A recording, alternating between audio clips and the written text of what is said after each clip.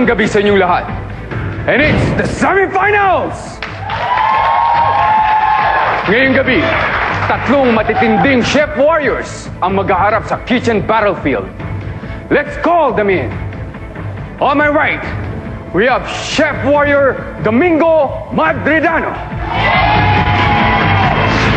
Si Chef Doming, I can describe him as very relaxed. Siguro, nade-describe ko siya as ganun kasi based on experience-wise, yung malaking tulong yun for him. Siyempre, mas marami na siyang naluto. Kaya feel ko mas madali para sa kanya tong competition na to. Doming, parang mabait na tao. Napakasimple lang. Tapos, akala mo pag minsan hindi iniintindi na laban siya, on the spot na lang siya mag-iisip pag magluluto na. Disadvantage for Chef Doming, I think that medyo safe. Medyo safe lahat ng choices niya. Hindi siya nagtitake ng kahit anong risk. Kung parating safe, normal na yung food. Wala kang ginawang kakaiba. On my left, we have Chef Warrior Mark Gustillo.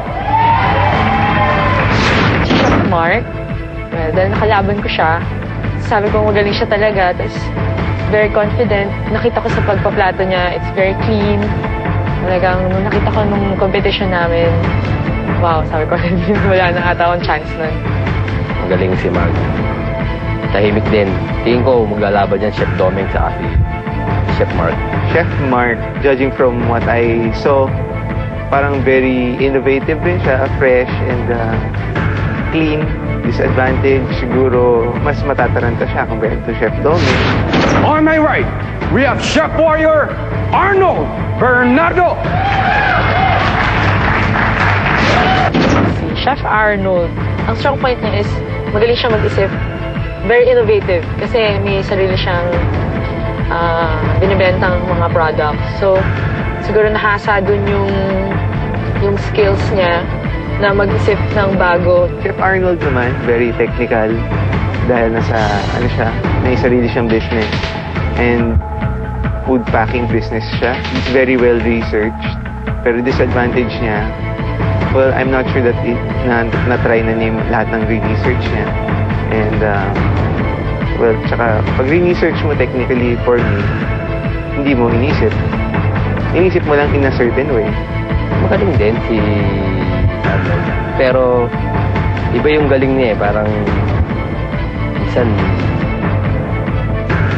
tsamba ba? Yun. Kasi may magaling talaga.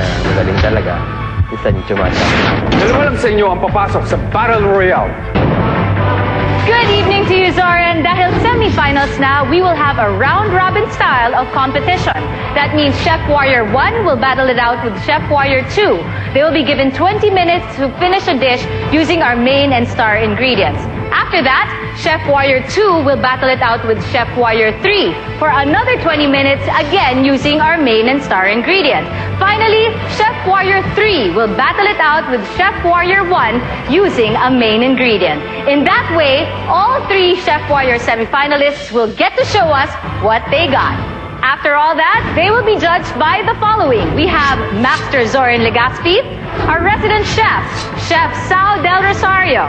And for our guest judge for the evening, well, we actually have a jury composed of our past chef warriors, Janet C., Pierre Tan, and Sandre Nucop. As one, they will be giving their scores along with their two other judges. And finally, the criteria for judging are the same. 5 knives for taste, 1 knife for originality, 1 knife for plating, and 3 knives for the creative use of our star and main ingredients.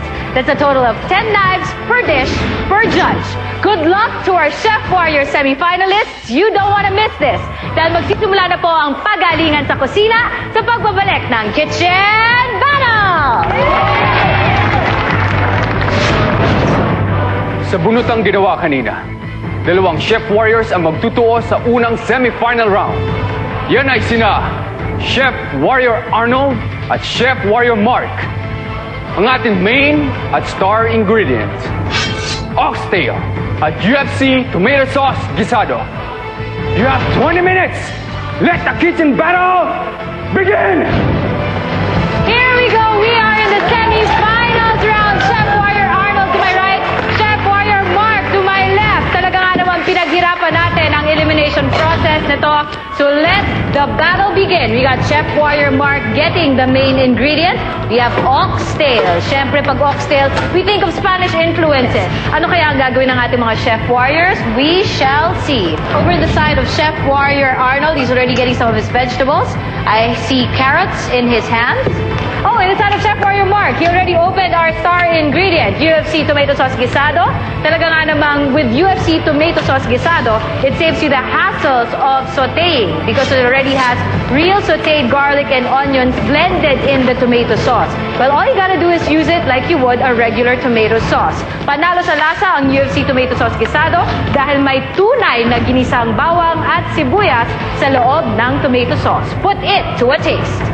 Chef Warrior Arnold, if you don't mind me asking, what are you planning for this battle? I'm doing a Spanish dish called cocida.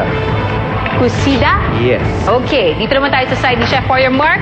Chef Warrior Mark, parang nandiyan yata sa dried stuff. You got raisins, you got prunes, and is that dried apricots? Yes. Okay, what are you planning, Chef Warrior Mark? I'm going to make marmalade with dried figs. Before, nasubukan ko na gumawa ng tomato sauce by using tomato sauce sa marmalade. Parang siyang food compote. So, ginawa ko na lang, marmalade na lang siya. Chef Warrior Arnold's side, he threw in the chorizo in a pan and it's sauteing nicely. He's already cutting up or dicing his carrots. He's throwing in our main ingredient, the oxtail, into our star ingredient mix. That's Chef Warrior Mark. Over on the side of Chef Warrior Arnold, he has some green bell peppers over there that he's slicing. Oh, yun lang. Chef Warrior Mark. You only dipped it into the sauce. Coated it, practically. It's already cooked, that's why. Luto na siya. Okay. And over the side of Chef Warrior Arnold, he is opening up our star ingredient. Once again, it is a UFC tomato sauce guisado, saving you the hassle of sautéing. Dahil UFC tomato sauce guisado already has real sautéed garlic and onions blended right into the tomato sauce, and it makes things easy because you can just use it like you would a regular tomato sauce. Yes. Lahat naman it's public knowledge sa amin, sa grupo, na si Domingo ang frontrunner lagi. Si Mark kasi ganda ng dish niya. So alam ko, si Mark obviously nagplano talaga. So ngayon, honestly, sila dalawang kinakatakutan. Or chickpeas. Now he's throwing in some peas, green peas as well. While our two Chef Warrior semi-finalists are at it for round 1, for round 2, Chef Warrior Doming is actually in the audience watching the first two semi-finalists in action. Seasoning happening in both sides of my kitchen battlefield. Both Chef Warrior Arnold and Chef Warrior Mark adding a little bit of salt and pepper into their mixes. Two, obviously, tomato-based mixes. Lalo silang gumagaling na habang tumatagal. Si Mark medyo bilib ako sa ginagawa niya. Unlike kay Arnold, parang ang dami niya yatang hinahalo kasama dun sa niluluto sa ginagawa niyang pagkain. Well, we have some sort of a marmalade, tomato marmalade, in Chef Warrior Mark's side. We got bread in the side of Chef Warrior Arnold. Focaccia. Focaccia. More oranges in the side of Chef Warrior Mark. Is this part of your plating now, Chef Warrior Mark? One for garnish. You're done? The dish itself is done? Bah, easy ah. Other than his focaccia, you have? I'm using this baguettini. We got 10 minutes left. Wow. 10 minutes left. We reduced the time limit per round because after all it is the semifinals. It looks like Chef Warrior Mark over here is getting the white pits out of the skin of the oranges.